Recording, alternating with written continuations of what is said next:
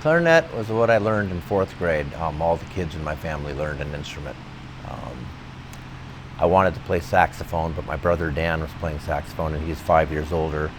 And he was like first chair in all the bands and stuff like that. And he's now a accomplished professional jazz musician, so he's done a lot of stuff and really well. I wanted to play sax. My parents had 7 kids they were raising, and really, it's not going to be affording that for everybody, and so they convinced me to play clarinet. And so, I kind of went along willingly with the notion or the hopes that I'd be able to play saxophone. And after 7th grade, the sax still wasn't coming, so I kind of quit clarinet and started plinking around on the guitars that we had.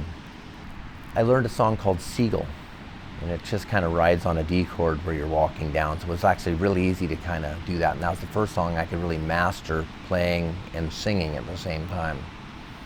And so consequently, as later years got on down the line where I'm starting to play in front of people, that was like one of my first songs. Between my junior year and my senior year, I was working at Marine World, and that's back when it was in Redwood Shores before they had moved it up to Vallejo. And this guy named Steve Keefe, and he was taking lessons. And so he would learn something, he would show me, and he'd show me the scales, he'd show me the chords, and show me these riffs. And so I'd play the rhythm and just be strumming these rhythm chords, and we'd just take turns, noodling with the blues scale over these things. And he learned a new trick, he'd show me new tricks, so I was kind of getting lessons for free. And later on, I went off to Chico State right after high school, and that was a catastrophe, except it was the most fun educational catastrophe I ever had in my life. But I knew I had to leave because I wasn't getting anything done there. And came back home, and Steve and this other guy from down the street, Scott Gunn, and started up a band, Dino Francisconi, Jim Hall, and I ended up dropping into that band as a singer. So I didn't even get to play guitar anymore.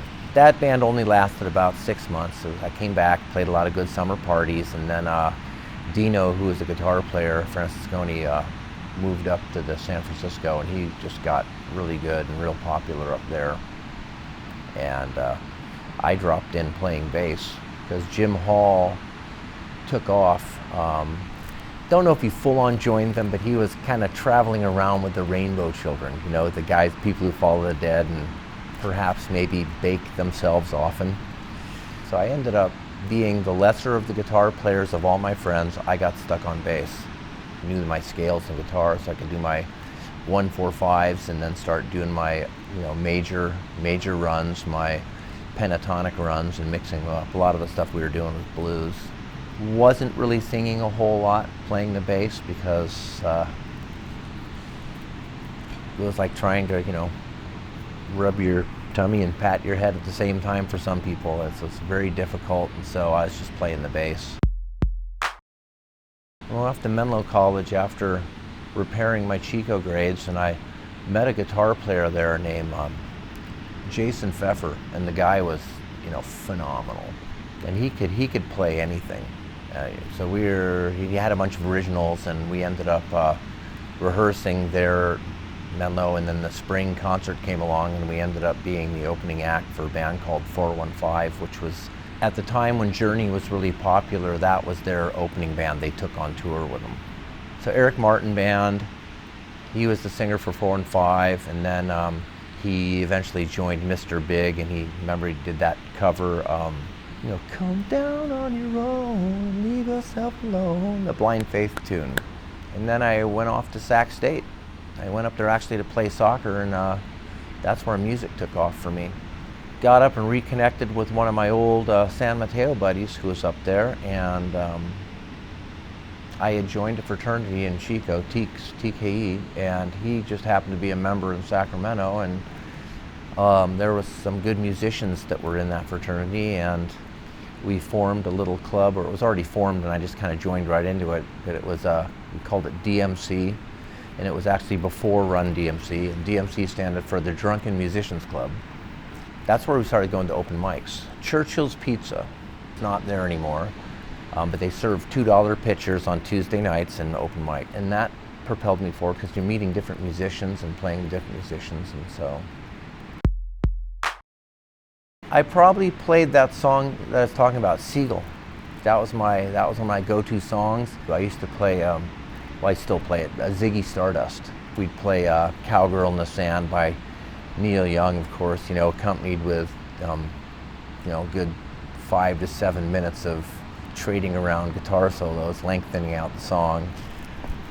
You don't have a lot of material that's handy when you can jam. And everybody was actually, pretty good. I mean, comparative to the guy I talked about, Jay Pfeffer from Menlo College, we still sucked, but we were actually pretty good. But was already at that, professional level, And then found out about another open mic there at a place called the Fox and Goose. A gentleman named Steve used to run it, a really good bluegrass musician. And he could play anything, but one of the things he did the best I remember, the Fleetwood Mac song that's got the fingerstyle, Lindsey Buckingham sings it, Never Go Back Again. And so he bust out and play that and just like nail it and have the place just going crazy. But there's a lot of really good musicians there from all kinds of backgrounds. So a lot of bluegrass players, folk players, country players, rock players.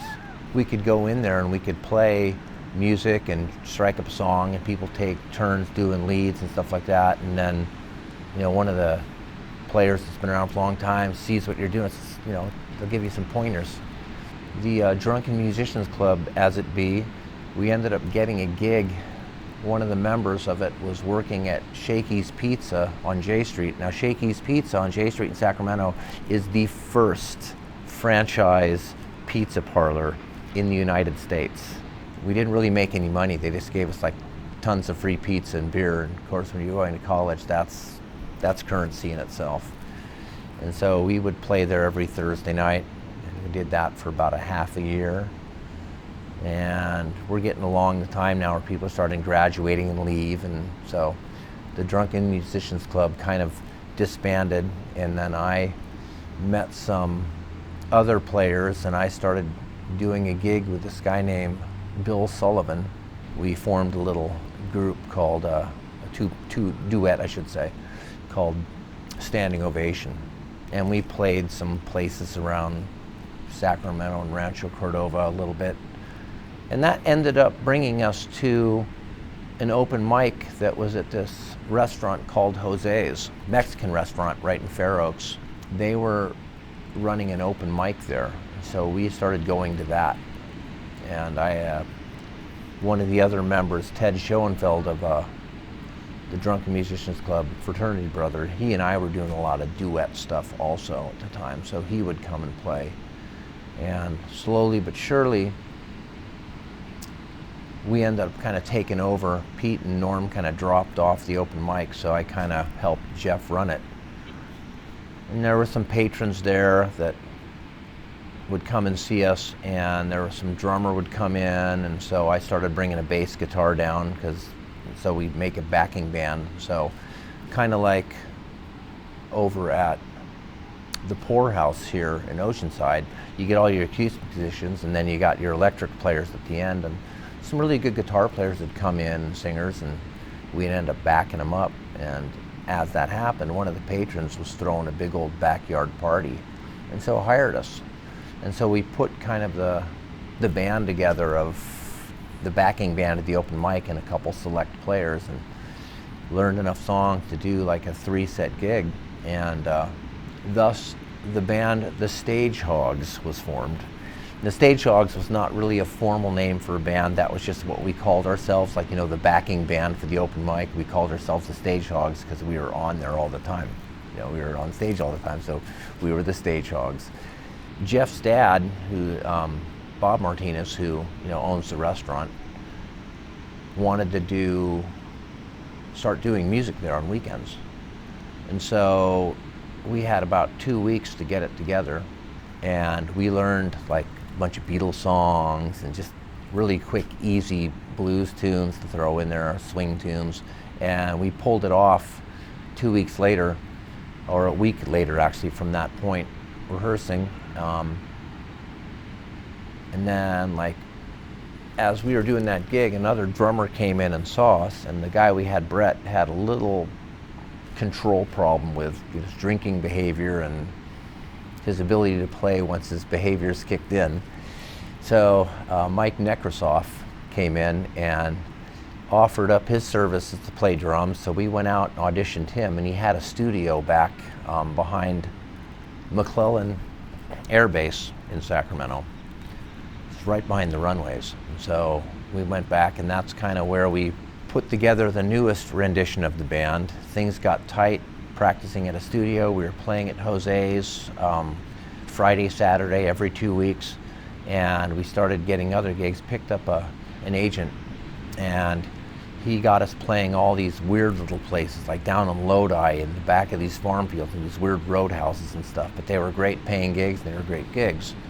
I got us a gig down at Crawdads, which is one of the hot places on the river, and we just kind of filled up the schedule. There was about 5 or 6 clubs on this circuit going up to Auburn and down to Sacramento. A top band up there was the Beer Dogs, Fabulous Flames, Mick Martin, the Blues Rockers, and these were all like, legendary bands, and we kind of got onto that circuit. And I was actually playing bass in this band, and that's where I kind of really picked up singing and playing bass. And so that lasted for about 7 years, and that all came out of an open mic. All that stuff came out of open mic, all those relationships, so it all kind of always circles back. At the same time I was doing all the bands, I was still doing the acoustic thing I do at the open mics, playing at this club called Jitters. I had a every Thursday night gig for them for about 5-6 years, and then I got hired at this high-end restaurant up in El Dorado Hills, and they made me their Friday guy. And at that point I had to leave the band I was in because my acoustic work got so busy that I was having to refuse gigs. And I got replaced by Robbie. He was a guitar player for a famous band called Steel Breeze, so he kind of took my place. The guy can really play, and so the band was okay when I left it. Devious was the name of the band, and I played acoustic up in the clubs in El Dorado Hills. Mask went on, it was a 6.5-year run with them, and then when they went out of business and the economy crashed, and I went to play other clubs like Bistro 33, and then Mask reopened his Sienna restaurant a few years later, and I played for them on their patio for 4 years, and then for a bunch of other years I was playing on the patio at some other restaurants, one called Relish, another called 36 Handles Pub, and the El Dorado Saloon, and then just various private gigs. And then my wife and I, my current wife right now, Andreen, and I decided to move down here to Oceanside 2 months ago, and so that's how I met you, going to the open mic at Mr. Peabody's. I was a full-time teacher for the last 21 years. So I taught music in the schools for the first 12 years. I came in as a multiple subject teacher, and I met the music teacher that was there, and he was taking off for the summer, and we ended up doing together playing an assembly for the school, one over at Silva Valley School, one up at Blue Oak, the other school he teaches at. And like a week later, he goes, "You know what, you do so much better than this, and I would like you to do the summer." Because I hadn't been hired on by the district yet. I'd just been doing my student teaching in this district. There was another music teacher, and she was only working, 4 out of 5 days, because they were smaller schools. But the bigger schools that were year-round schools had such an overflow, he could hardly service them. So while summertime was going on, she quit and found a job that was full-time at a different district. So all of a sudden I'm just doing my summertime gig in classrooms, and I have all of a sudden, the principal, the superintendent, the assistant superintendent walking in and sitting in the back of the class as I'm teaching. I think it was a 3rd grade class over at Blue Oak. So I'm, kind of, I had started this tradition where I was doing my music lesson, teaching the kids songs, but then at the end I would just pull a song that I know and sing for them to kind of wind them down before I hand them back. And so I remember playing Something in the Way She Moves by James Taylor. The superintendent comes up to me And she goes, you did so good with those kids. And I just love James Taylor. So it's like, that was cool. And about a week later, they gave me an offer. And as I was working the rest of the summer with that 80% contract for the fall, they decided, the board approved one more day where I go up to the year-round schools and service them on Friday. So before I even started the job, it turned into a 100% job. And so I ended up being the music teacher for that district for 12 years, running the choirs and teaching music appreciation, singing songs with kids. It was the best job ever. I mean, I was getting paid to play with children and teach children my passion. So that was a fantastic job. It was busy, but you know, I'm a relatively energetic person. And I think it was like 2006 was when everything kind of went to hell in a handbasket with housing here in California. And it took another couple years for the schools to follow up with their budget. And so as 2010 rolled around, they killed the music program, and I got pushed into the regular ed classroom because I had my multiple subjects. So I had myself protected. It was sad because that killed the choirs, but the other part of it was in my second grade classroom, I was still taking a day out, you know, a couple days out a week to spend time and teach music to the kids. So at least my second, and I was sharing that with my other second grade team, so we would do like art rotations.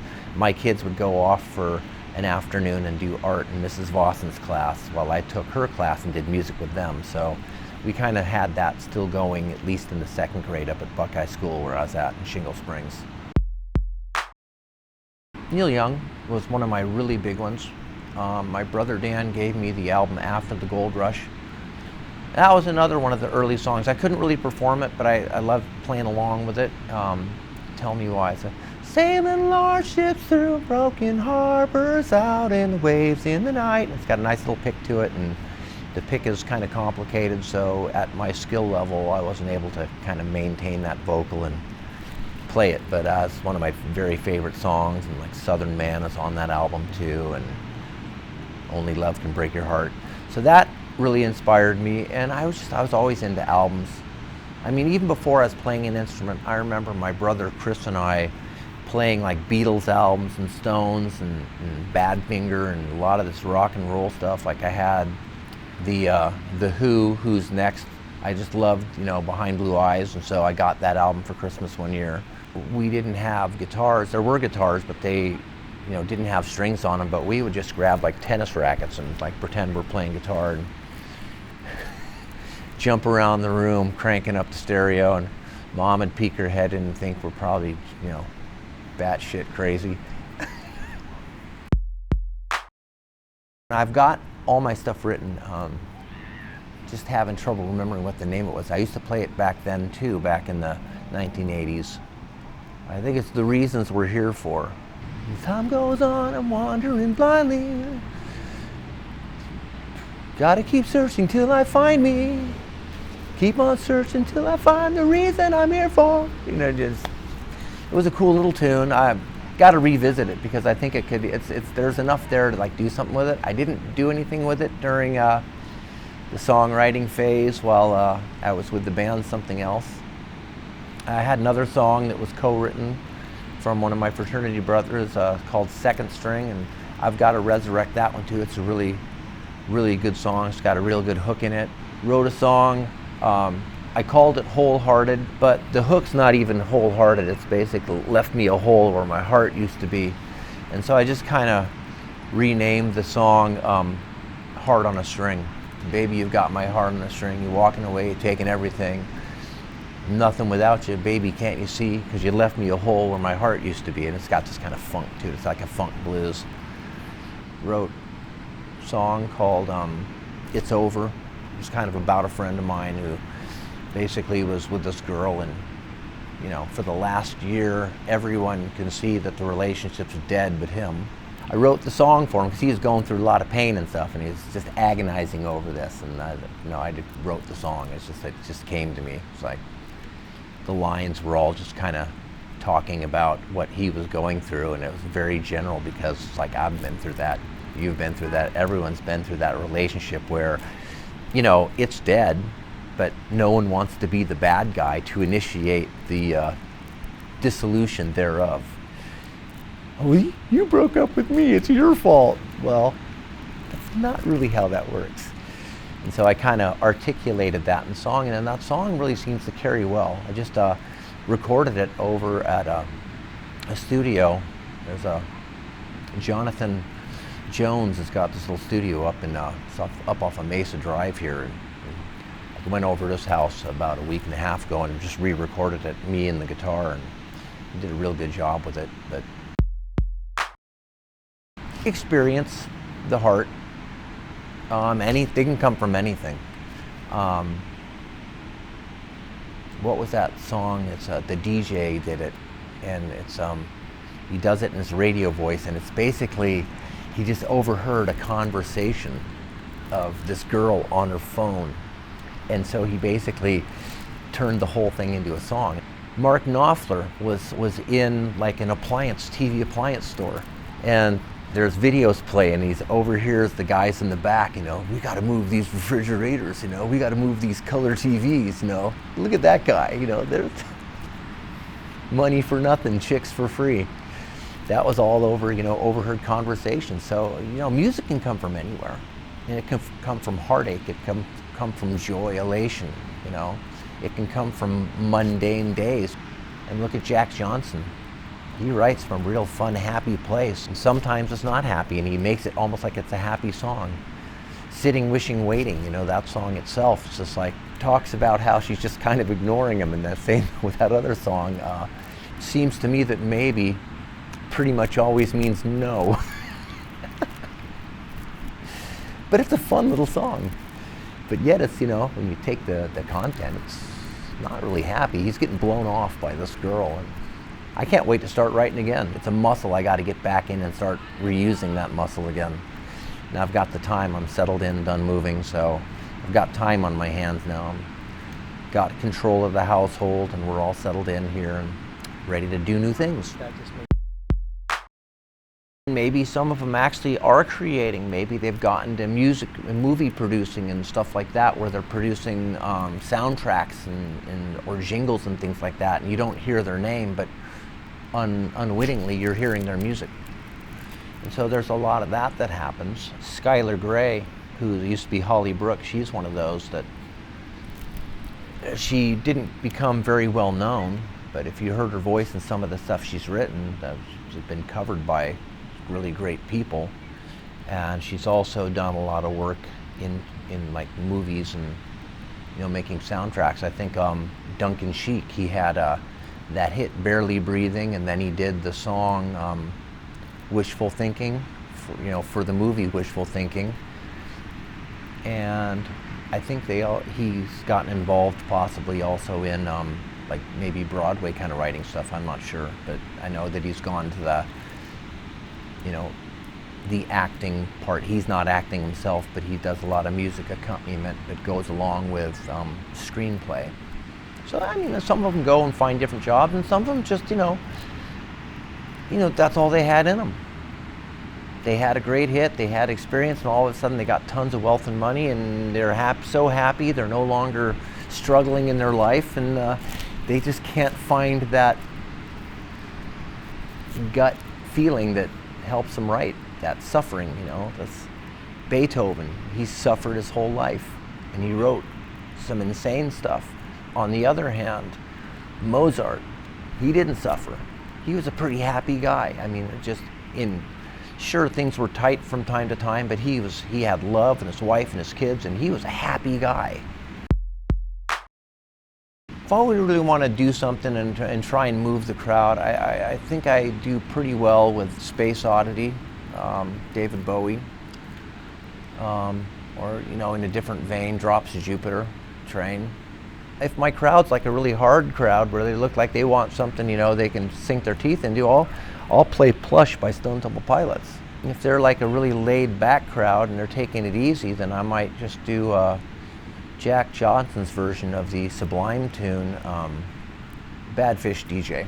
But there's a lot of like really deep stuff I can play too. I can drop into Beatles, play Day in a Life and do the run up on that, or drop into some Emerson Hart, who's the lead singer of Tonic. I can play that song, If You Could Only See, which is really good. Want to get deep and intense, Counting Crows. You can play Round Here.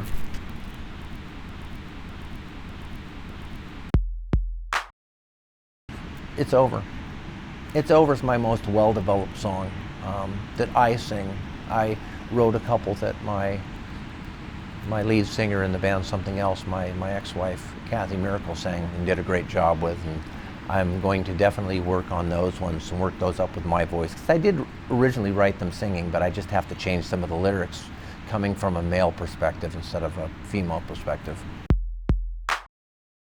The constant shakes and my hands shaking and sweating and voice cracking, trying not to forget about everything I'm doing if I make a mistake. And I had some times where I, almost crashed and burned, just trudging through the song and not even really being able to smile through the pain because I just didn't have that experience yet. So I see a lot of these people that come out and they're doing the open mic, and Conan's one, for instance. He's got what it takes to do this. He's got the nerves under control. He's got a natural sound and tone to his voice, and he's able to just make it happen. So he's one that's up and coming. But like Charlie, he's got the storytelling songwriter, singing down. I'm in the spirit of I would say not Pete Seeger, but John Prine for sure. Will's a good artist too. You're a good artist too. I mean, you guys, there's a good crew, and there are some people that come in that I don't know them very well, and they're scraping through and just hammering it out. But it's a place where your voice gets to get heard, and your message in a song gets to get heard, and that's the whole spirit of open mic. This is the place where we start. And it's a place where we circle back to. So, like me, I'm in that position where nobody knows me down here, and what's the best place to kind of start out at? Come to the open mics. It's where I meet the musicians, and people get to see what I do, and maybe start to think about, hey, this guy's cool. Maybe I'd like, a club owner walks in, or someone who works at a place just mentions, hey, I saw this guy at the open mic. It's a great place to get a start for aspiring musicians.